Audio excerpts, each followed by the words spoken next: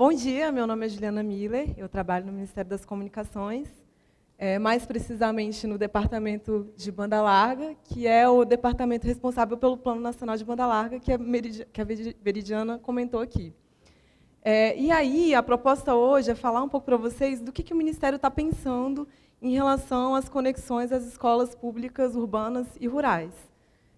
Mas, primeiro, vamos só esclarecer essa questão do que é o Plano Nacional de Banda Larga, porque muita gente confunde o plano com essa iniciativa do Banda Larga Popular, que também já foi mencionado aqui, que é esse plano de 1 mega R$ 35.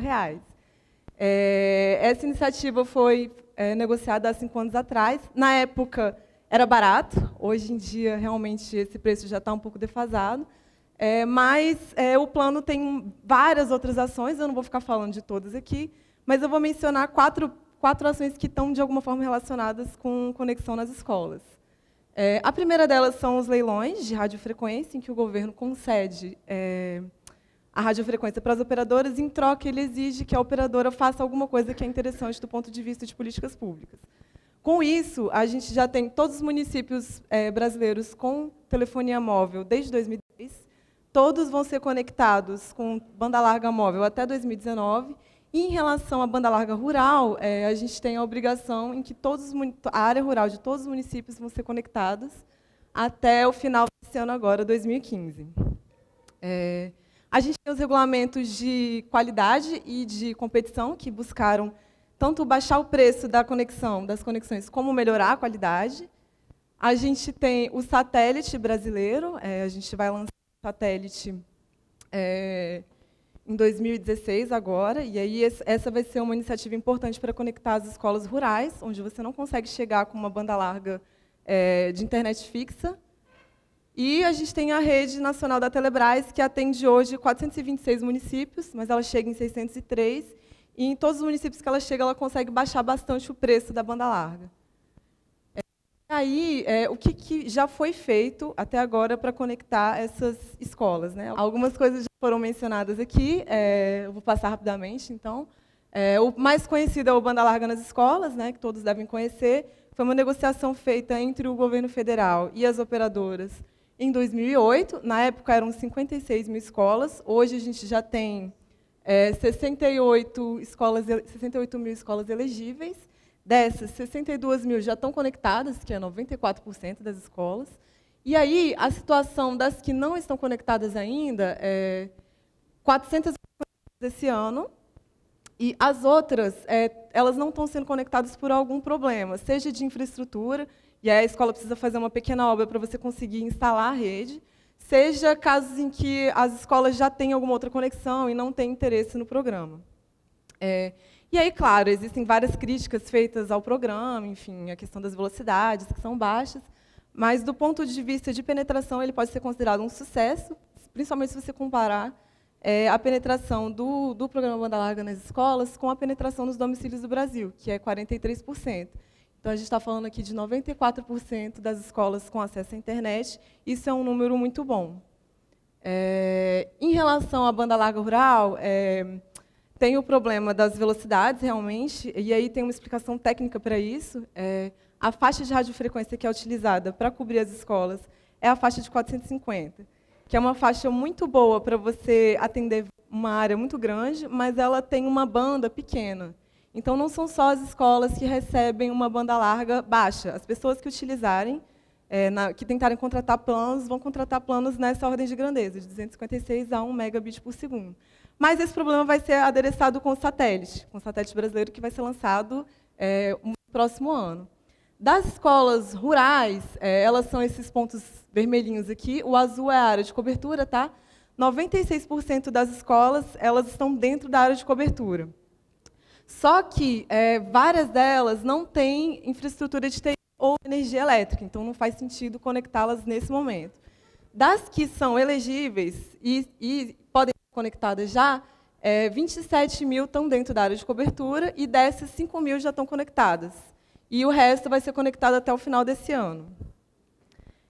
A gente tem também o GESAC, que é um programa do governo, do Ministério das Comunicações, para conectar com banda larga satelital entidades em que você não consegue chegar com com banda larga fixa, né? Então, até a gente lançar o nosso satélite, o que a gente faz? A gente contrata banda larga satelital de empresas e repassa essa conexão. E aí, no caso das escolas, a gente tem 3.500 escolas conectadas, das quais 27% são urbanas e 73% são rurais. E aí, o que a gente está pensando? Assim, a gente percebe que essas velocidades a penetração já é alta, mas as velocidades são baixas. E aí a proposta agora é elevar a velocidade das escolas públicas, urbanas e rurais para um novo patamar. Como já vem sendo discutido aqui, a gente percebeu que isso é uma coisa importante. E aí agora a gente vai mostrar um exercício que nós fizemos em 2014 para calcular qual seria a velocidade ótima de cada escola e quanto custaria isso. E é isso que eu vou apresentar para vocês. A gente pegou uma base de dados do FNDE, com 123 mil escolas, das quais 58 mil são urbanas e 65 são rurais. E aí, esse número é um pouco menor do que as escolas que existem hoje, porque a gente precisava de dados, para calcular as velocidades, a gente precisava de dados, microdados, como quantidade de professores, quantidade de alunos, se tem biblioteca, se tem laboratório, enfim, a gente fez um trabalho para calcular as velocidades com base nessas informações. Mas depois a gente expõe esse número, usamos um fator multiplicador para calcular quanto custaria para conectar todas as outras, que a gente não tinha informação. E aí, o objetivo não era simplesmente determinar, não, uma velocidade X para uma escola Y sem nenhum fundamento.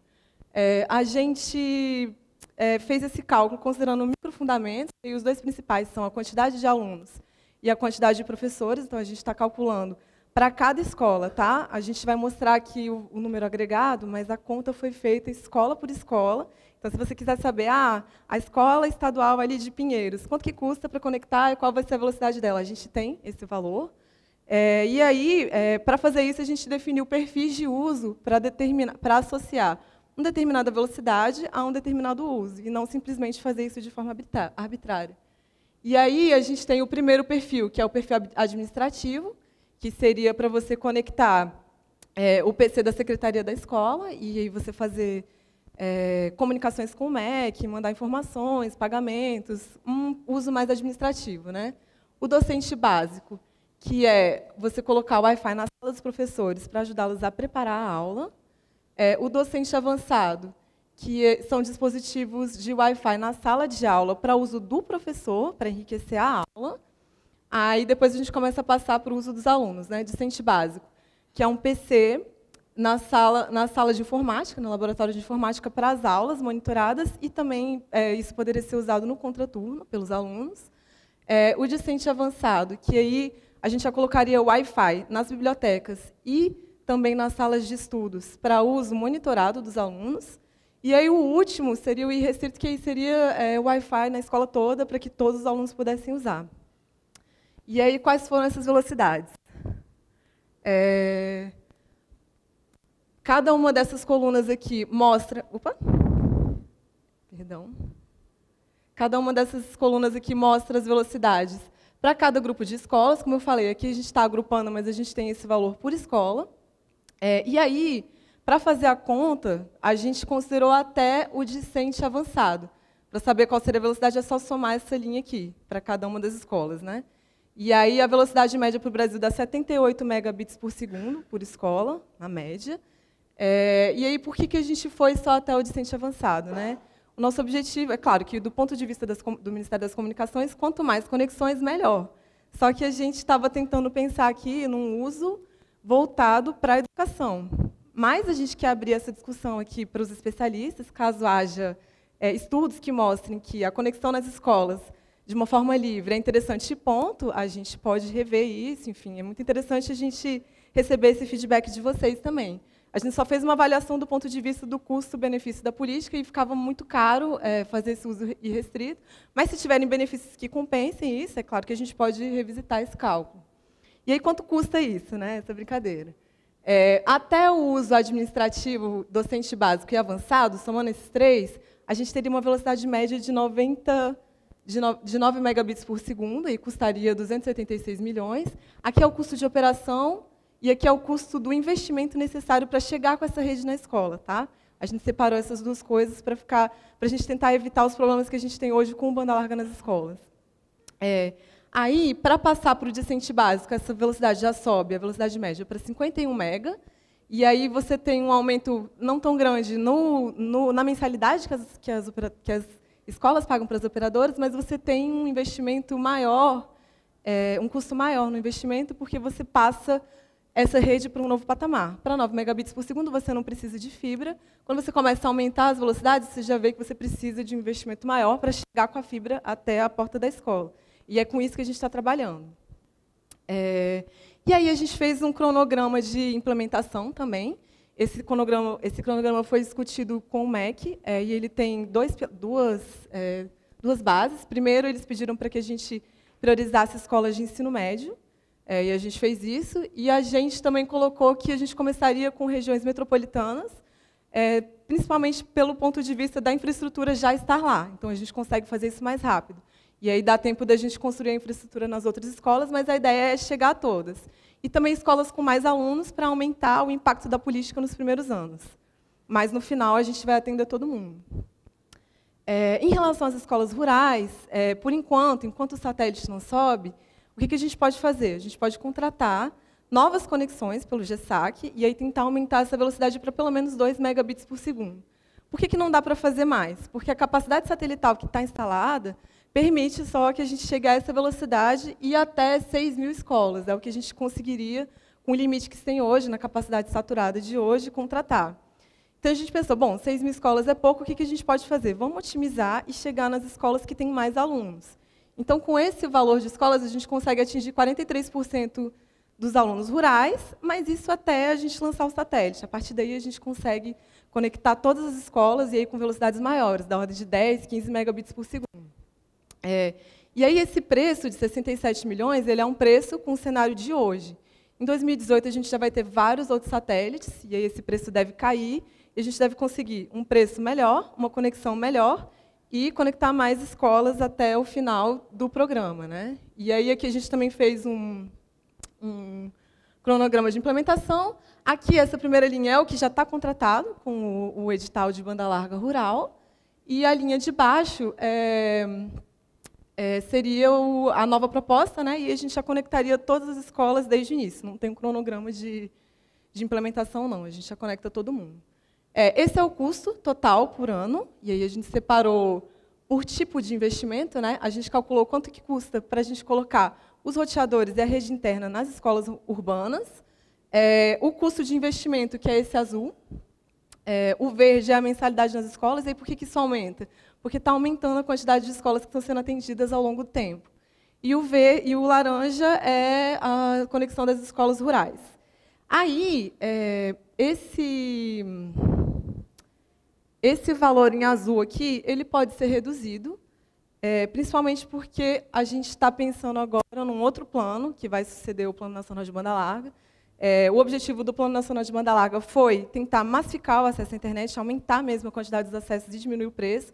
A preocupação nossa agora é aumentar a qualidade dos acessos e aumentar as velocidades, passando o Brasil para um novo patamar, mais parecido com esses exemplos que a gente viu nas apresentações anteriores. Então, aqui a gente está com um exemplo de uma das ações do novo plano. Esse amarelinho aqui é a fibra ótica passando na cidade, né?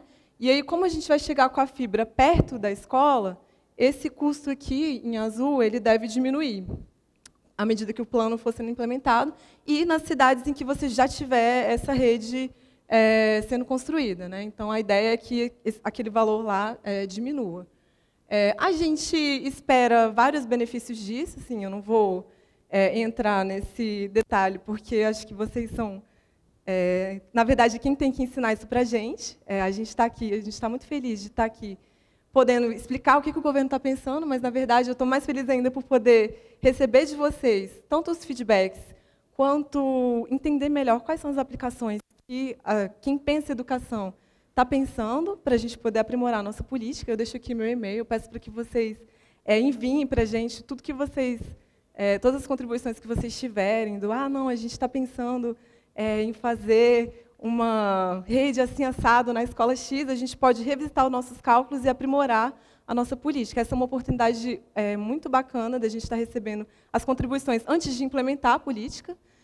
A gente aceita críticas também, assim, a gente está tendo problemas, assim, para a gente conseguir endereçar esses problemas antes que eles aconteçam e já conseguir fazer um programa muito melhor.